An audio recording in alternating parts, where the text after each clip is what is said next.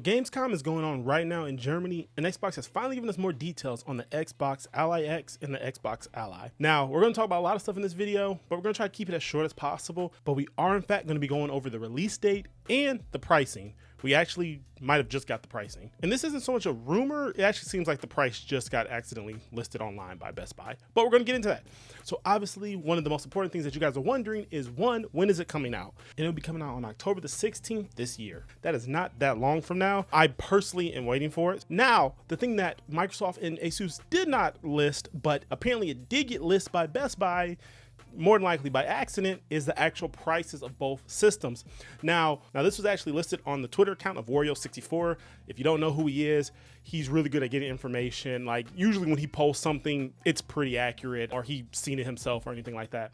And so he actually posted the prices from Best Buy that he said that they were listed, and I checked, they're not up there anymore. You couldn't pre-order them, so don't have to worry about pre-ordering. A lot of people are thinking that pre-ordering is going to be today, which today's like August the 20th. The prices for the Xbox Ally, which is the white one, the not as powerful one, that one's listed at $549.99. And the Ally X, drum rolls, because a lot of people are saying it's going to be over $1,000, is going to be listed at $899.99.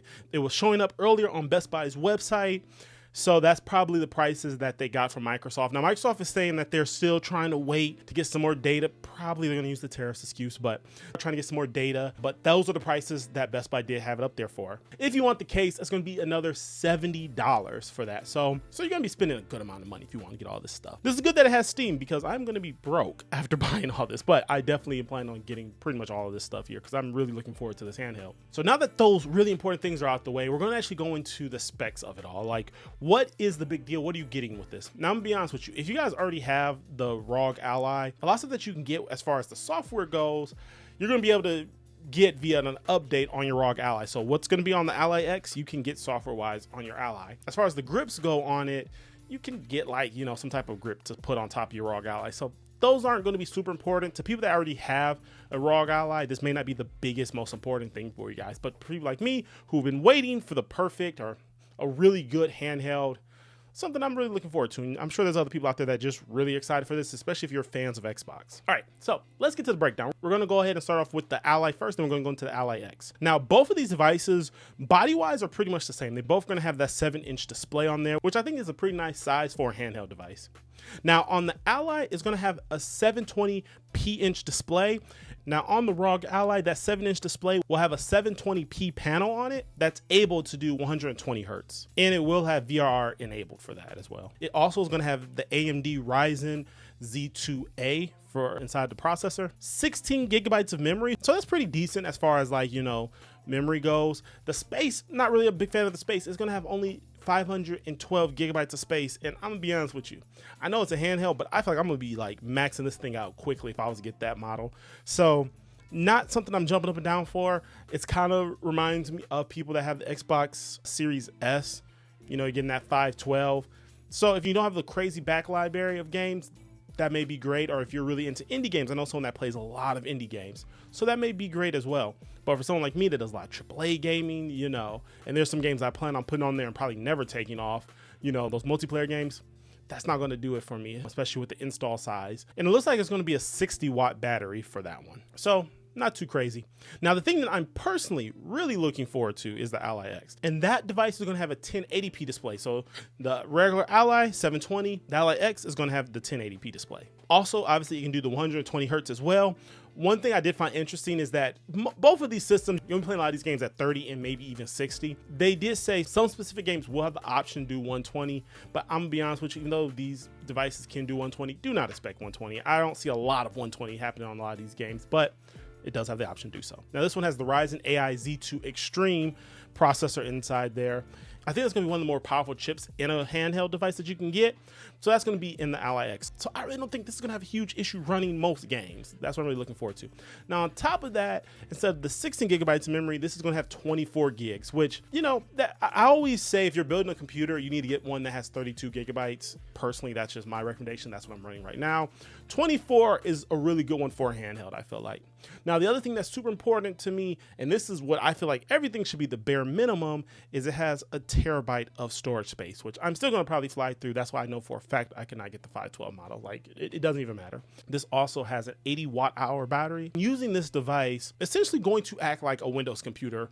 And it was something, I think it might have been Sarah Bond that said this, but it was someone that said this today, that when it comes to PC games, you're going to be able to run pretty much all your PC games. That's not an issue across all your storefronts. What I love is the fact that, you know, when you load it up, it's going to have like all your game library there, and it's going to show which game is from which platform. You don't have to worry about going into different libraries. You just click and you can load it up.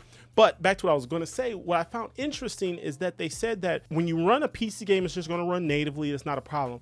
But when you run a console-only game, it's going to go through xCloud. And I found that kind of interesting. See, and I was under the impression for the longest time that it was going to just be an Xbox, you know, and like running, I guess, side by side to a degree, which it technically is. But I thought it was going to be running Xbox games natively or console games natively. Apparently, we're not at that part yet with Windows. And it kind of makes me wonder, is that somewhat how the next Xbox console is going to go? Because in my opinion, this handheld is literally just the bridgeway to the next Xbox console. So we'll see. Only time will tell. But keep that in mind. If you have a game that is only a console game, then you're probably going to be playing over the cloud. So this is also important when it comes to maybe backwards compatible games that may not have a Steam or PC version, which I think for the most part a lot of games are on Steam that are older, but those console exclusive games are only going to be over the cloud. So that also shows why Microsoft has been having such a strong push at putting a lot of their games on Steam and PC.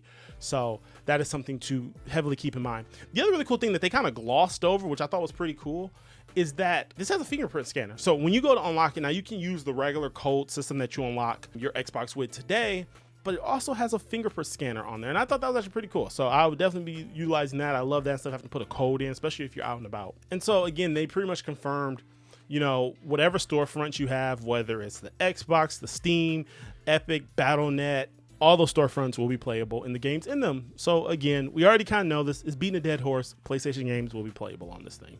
Any PlayStation game that I should say that's inside of Steam or those other platforms. So the biggest takeaways are this.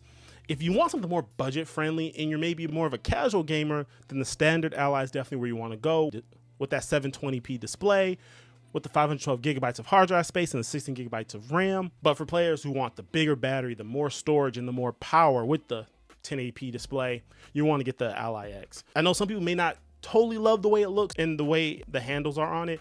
I personally love the grips. I love the way it looks and everything. Now, I know a lot of people as we speak right now are probably playing with it at Gamescom. Unfortunately, I'm gonna have to wait until it just comes out to get it. I'm not in Germany. I'm not about to fly to Germany just to go play this thing. But now if they want to fly me out, then by all means. But outside of that, we're not at that point yet. So I'm actually excited for this handheld. I can't wait. The second pre-orders go live, I will be pre-ordering this, and I'll be obviously getting all the accessories. Hopefully, I had no issue with the Switch, so hopefully the Ally will be just as well. I'm very curious to see how this will work because this doesn't have the demand like Nintendo will have or even PlayStation will have whenever they come out with their handheld.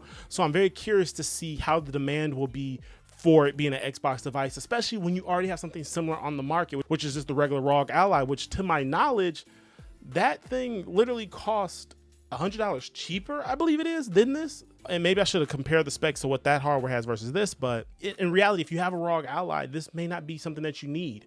To be honest with you, even if you have other platforms like Steam or the Lenovo Legion Go or something, this still may not be a big thing to you.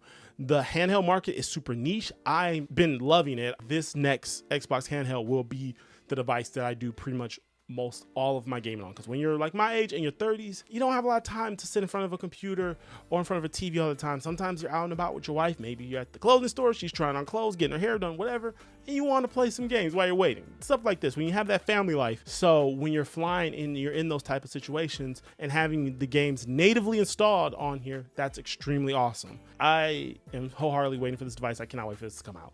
Let me know what you guys think down below. Thanks so much for watching this video, and if you stuck to the end, go ahead and drop a turtle emoji down or whatever, or just any emoji, really.